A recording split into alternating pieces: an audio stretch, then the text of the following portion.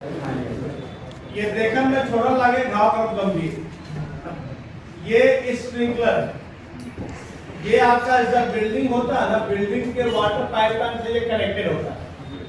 या जैसे ही 155 degree Fahrenheit temperature पर यह सेंस करता है, तो ये क्या होता है, इसका जो ग्लास ये ट्यूब है ना, ये ट्यूब इसका पंप फूट जाता है। और जैसे ही फूटेगा, इसकी जो ब्लेड है, यह ब्लेड इसकी नाचना स्टार्ट करती है, ब्लेड इसकी घूमना स्टार्ट करती है। और पानी का जो प्रेशर है वो सीधा इसके ब्लेड के ऊपर गिरता है और यह पानी का क्या करता है, छिड़काव करने का काम करता है। ठीक है। As per the NFPA 101 life safety code, आप जब NFPA का कोड पढ़ोगे तो NFPA के लाइफ सेफ्टी कोड के अंदर में और नेशनल बिल्डिंग कोड के अंदर आपको पढ़ना है कि जो भी कॉमर्शियल या रेसिडेंशियल बिल्डिंग है वह आपको फायर का एनओसी लेना पड़ता है। और फायर का एनओसी लेने के लिए आपको फायर फाइटिंग इक्विपमेंट जो है आपको प्रॉपर दिखाना होता है। ये आपका स्प्रिंकलर है जो हर बिल्डिंग में आपका क्या होता है, लगा हुआ है। ठीक है। ये आपका फायर बॉल है। ठीक है। ये आपका फायर बॉल है। ये भी वही है जिसको आपने बुझाया है। ये वहां लगता है, ठीक है, ये वहां लगता है जहां पे आप नहीं पहुंच सकते। जैसे सिलेंडर के आपने पहुंच के आप आग को बुझा लिए, लेकिन आग ऐसी जगह आप कहीं जा सकते हो। आप क्या करो, बस को लेके क्या करोगे, वहां पे इसको रोल कर दोगे, वो जाएगा और जैसे अपने टेम्परेचर को सेंस करेगा वैसे ये फटेगा और पूरे रूम में क्या करेगा, पाउडर को आपको स्प्रेड कर देगा। ये फायर बॉल होता है। ठीक है। इसके अलावा बिल्डिंग के लिए हमारे पास में ये MCP मैनुअल कॉल पॉइंट लगा होता है। ये मैनुअल कॉल पॉइंट हमेशा जो है एग्जिट डोर के पास में आपका लगा रहेगा। ये मैनुअल कॉल पॉइंट, ठीक है, ये आपका हीट डिटेक्टर और आपका स्मोक डिटेक्टर, ठीक है,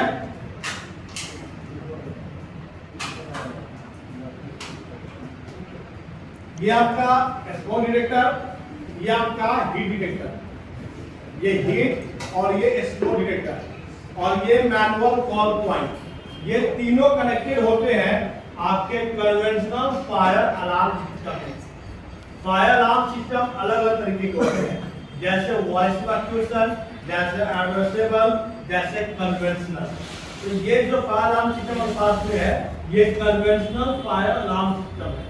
ठीक है। ये कन्वेंशनल फायर अलार्म सिस्टम से कनेक्टेड आपका हीट डिटेक्टर, आपका स्मोक डिटेक्टर और आपका मैनुअल कॉल पॉइंट और साथ ही साथ आपका जो हूटर है या अलार्म हूटर जो है आपका कनेक्टेड रहेगा। ये चारों जो होंगे ये कनेक्टेड आपके जो होंगे इससे रहेंगे। जैसे ही स्मोक डिटेक्टर आपके बिल्डिंग में, आपके रूम में स्मोक को सेंस करेगा, डिटेक्ट करेगा, ठीक है, क्योंकि जब आग लगेगा तो धुआं उठेगा। जैसे धुआं को यह डिटेक्ट करेगा वैसे ही तुरंत सिग्नल जो है वह भेजेगा आपको फायर अलार्म पैनल को। यह तुरंत अपना सिग्नल जो है, यह फायर अलार्म पैनल को अपना सिग्नल भेजेगा और फायर अलार्म पैनल जो है तुरंत जो है यह इसको सिग्नल भेजेगा कि तुरंत बजो और बज के इन्फॉर्म करो कि आग जो है वह इस बिल्डिंग में लग चुकी है। ठीक है।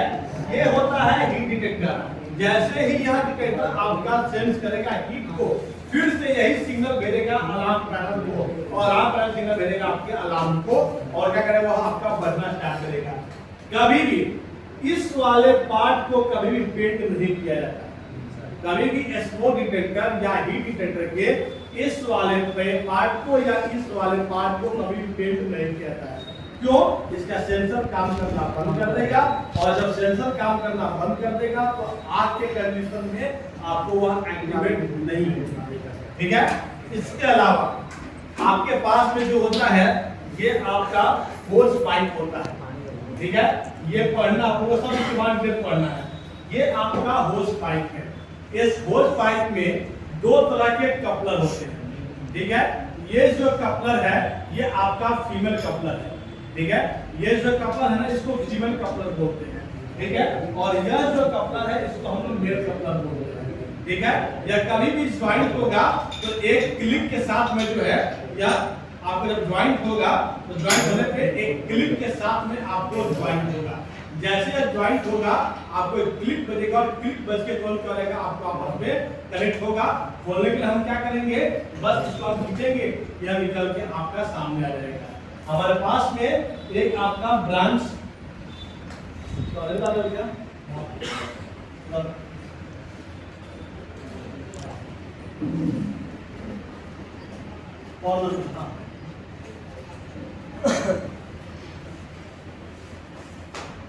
ये हमारा ब्रांच पाइप या नोजल जो है, ये हमारा जो हमें क्या करता है, प्रेशर बनाने का क्या करता है, काम करता है। बस इसको लेके आएंगे और इसमें जैसे इसको डालेंगे या तुरंत क्लिक का आवाज करेगा और कितना भी पानी का प्रेशर क्यों ना हो, इसको निकलने का काम नहीं देगा। ठीक है, तो ये हमारा जो होता है, ये हमारा होज पाइप होता है। एक होता है होज पाइप, एक होता है होज रील। रील जो होता है वो पानी के पाइप की तरह होता है, उसको होज रील बोलते हैं, और यह जो होता है वो होज पाइप होता है।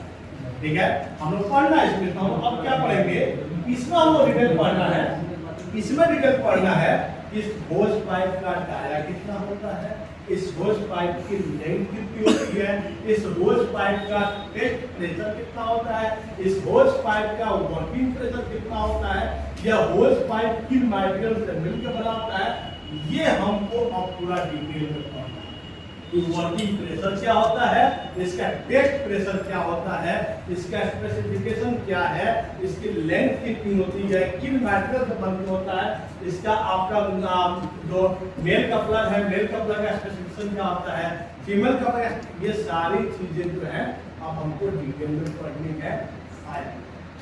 तो अगर कोई पूछता है कि फायर को एक्सटिंग्विश करने का मेथड क्या है, तो पास मेथड याद रखना है कि पास मेथड का यूज करके हम आग को बुझाने का काम करते हैं। और कार्बन डाइऑक्साइड का जो है वो हर 10 साल पे आपका उसका जो है वो हाइड्रोस्टैटिक टेस्ट होना चाहिए। तो हाइड्रोस्टैटिक टेस्ट क्या होता है, जब भी मैन्युफैक्चरिंग ईयर का 5 साल जब हो जाता है तो उस सिलेंडर के लेयर को, इसकी मजबूती को, थिकनेस को वेरीफाई करने के लिए ये फट न जाए, क्योंकि कंप्रेस्ड होता है, इसके अंदर आपको दाब के जो है ना आपको गैसेस को, आपके पाउडर को भरी गई होती है। जैसे आप इसको दबाते हो, पिंच करते हो, आपका तुरंत अन्यथा तुरंत आपके क्या करता है, पूरे पाउडर का आपका क्या करता है, प्रेशर आपको ऊपर की तरफ फेंकता है। तो बुझाते हैं, चलिए पीछे वही सब है, सब पीछे हो जाइए, हो गया बहुत डीजल है, क्या होगा, बहुत कुछ होगा, इसको घिस दे डाले, हो गया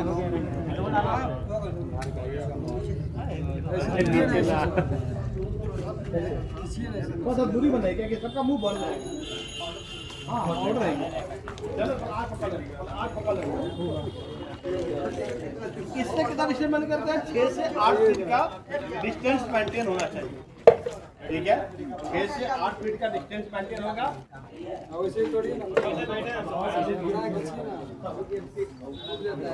क्या होता है, चालू जाओ, आग पकड़ने दो, सबर करो, सबर करो, आग लग जाएगा।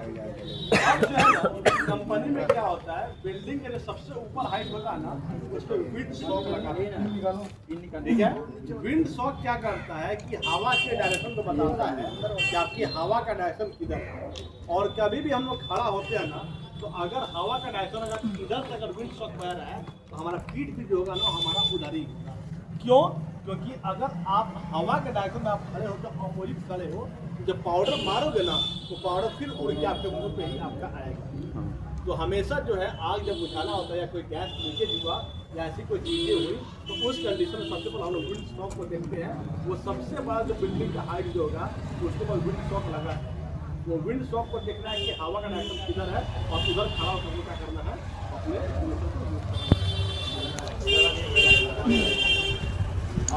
इधर है।